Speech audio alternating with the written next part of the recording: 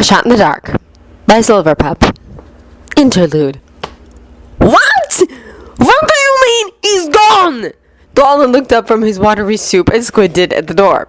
He could hear Dane alternating between cursing something fierce and interrogated the unfortunate dwarf that had managed to make him mad.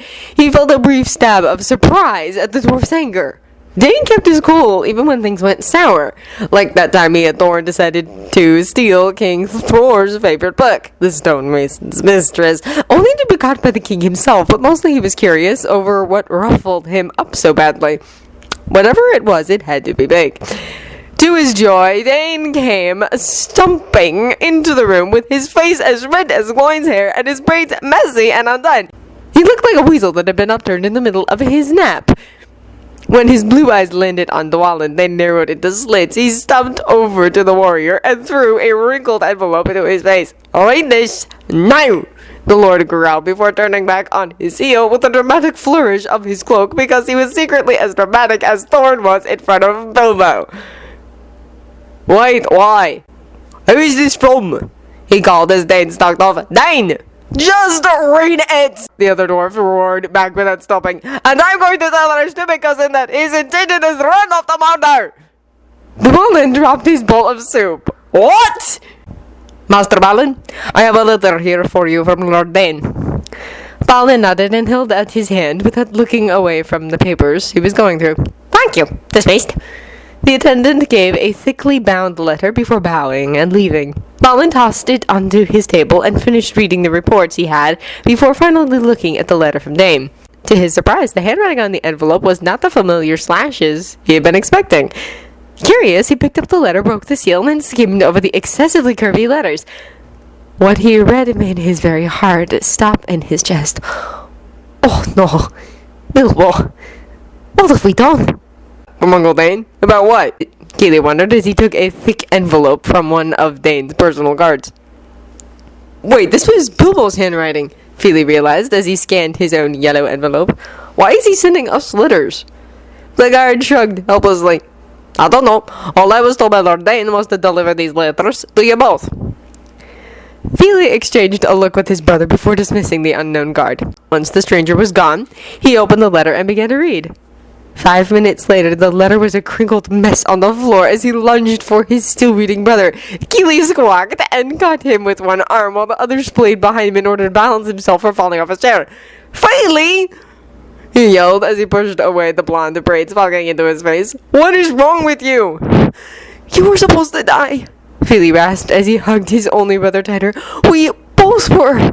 We were meant to die."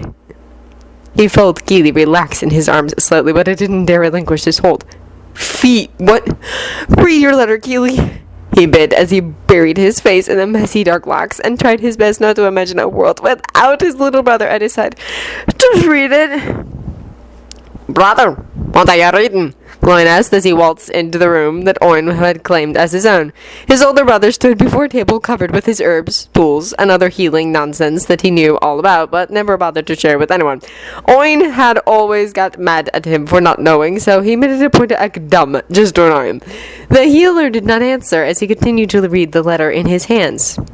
As he watched, his older brother's eyes began to grow wide before narrowing, and then finally settling on watery.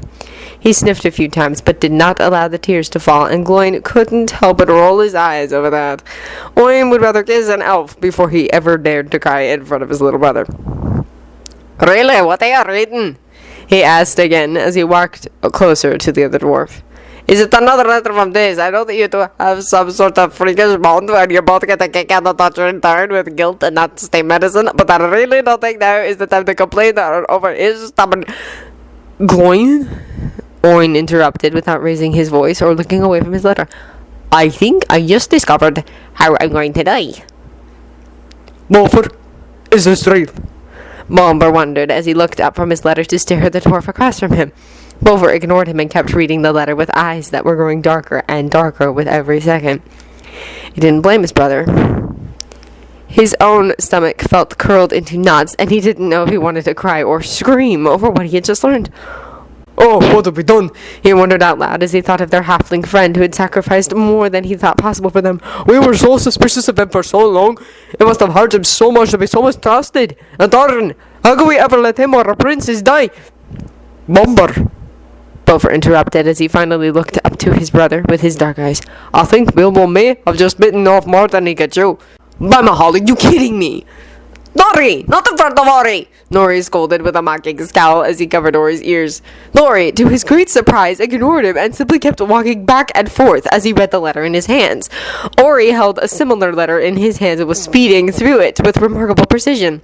On Ori's lap sat an unopened letter with Nori's own name scratched across. He squinted at the handwriting, but could only vaguely recall it from somewhere. Nori, I think you need to read your letter, Ori said slowly as he held up the envelope with his name on it without looking away from the letter in his other hand. Nori shrugged and took the parchment and opened it with one of his daggers. He quickly skimmed over the letter inside and then felt the floor fall out under his feet. He cursed. Thorin, are you all right? He ignored Balin and kept staring at the letter in his hands. Though he had read it countless times already, for some reason he found that he could not quite believe what he had just learned. Bilbo had journeyed back in time? To save them? To save Fili and Kili? To save Thorin? He had never heard of such a feat, or such an odd notion. But the more he thought about it, the more the pieces began to fall into place. Bilbo's easy demeanor when they first met, his protective actions, his fierce loyalty and affection for the dwarves, even when they didn't know him. He glanced down to the last sentence written on the paper. In swirly script, it said, I have loved you for 80 years, and I will love you for 80 more. Bilbo's lost love, the one he spoke so highly of and cried for and continued to love even when it was one-sided, had not been some unknown fool all along. It was Thorin. Balin, I think I have made a grave mistake, he said quietly as he folded the letter and tucked it into his coat pocket. His oldest friend nodded slowly. Balin looked like he had aged 10 years just by reading Bilbo's letter. I think we all have, whether intentionally or not. Now the question is, what do we do about it? The memory of Bilbo's voice speaking to him while he slept taunted him. It had been the only light in his nightmares of death and fear and madness. Get the others. No. Balin blinked. What? Hey!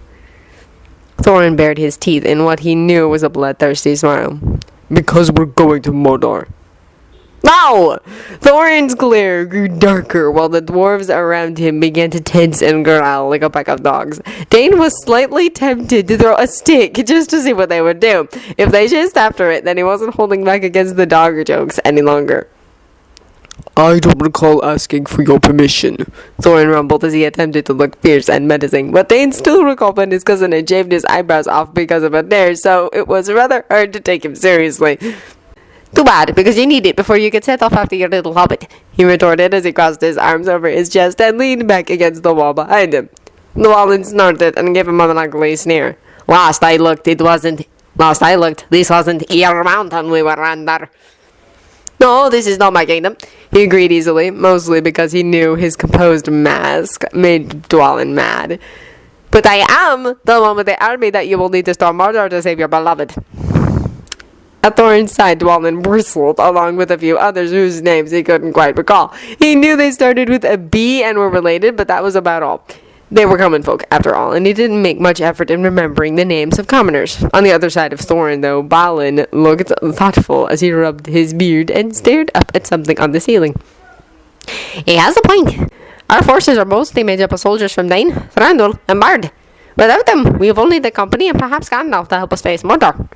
Balin pointed out, ever the voice of reason. Sometimes it amazed Dane how Dwalin could grow up with such a dwarf as an older brother, and yet still fail to use his words properly. Thorin's shoulders grew tenser, and his already pale face grew whiter. Though obviously in great pain, his stubborn cousin had insisted on sitting up in his bed after summoning Dane and his company to his side to discuss the letters the Hobbit had left for them.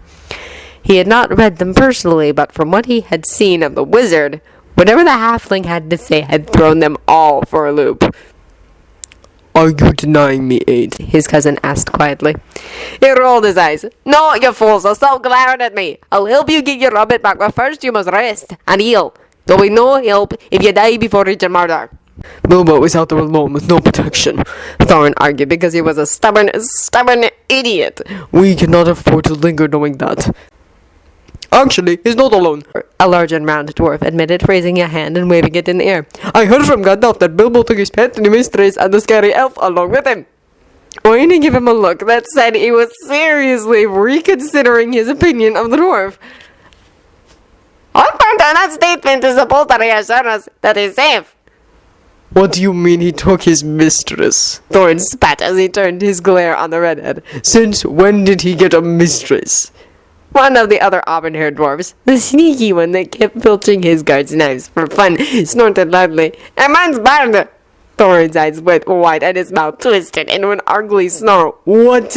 I was out for 2 days and you fools let him run off with that worm. What is wrong with all of you? You had one job. One! The dwarves all winced as one and shifted as their king roared at them. Dane rolled his eyes again and wondered not for the first time why he had ever left his mountain. Perhaps it was time to get to know his mother's side of the family better.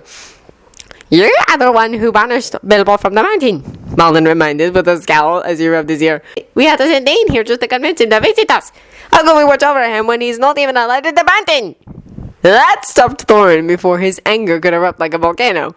But Balin had always been good at nipping Thorin's temper in the bud before it could grow into something uncontrollable. He couldn't stop the anger, only Frerin had ever been able to calm his brother. But Balin could still slow it down until it cooled into a simmer in the back of Thorin's mind. Dane made a point of ignoring the cruel twist in his heart as he recalled Frerin. After 100 years, he had gotten rather good at ignoring his heart. "Regardless of your opinion on his comrades, Master Baggins is not unprotected. Those three will be adequate enough protection until we catch up." Thorin turned his blue Frerin's eyes to him. He could read the desperation in them as his cousin wordlessly begged him to understand. He didn't know why Thorin bothered. He knew Dane wouldn't be swayed.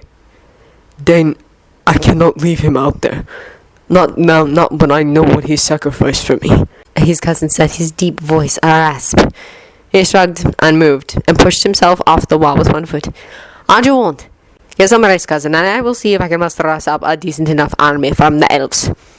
As he walked out of the room, he smirked and called casually over his shoulder.